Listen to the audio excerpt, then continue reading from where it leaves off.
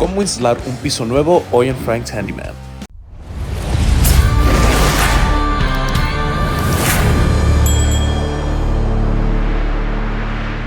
Hola amigos, bienvenidos a otro episodio de Frank's Handyman. El día de hoy vamos a estar trabajando aquí en nuestros cuartos. Vamos a estar poniendo un nuevo piso. Como pueden ver, vamos a empezar limpiando todo lo que es la basurita aquí para que podamos poner el piso y quede bien.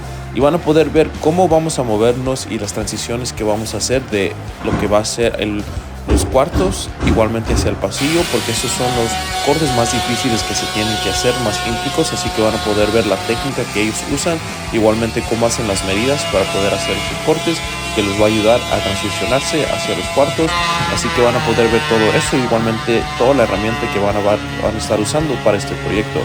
Espero que les guste el video. Si les gusta el video, por favor denle like al video.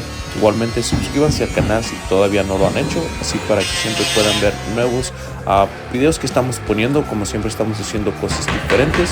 Sin decir más, espero que disfruten el video.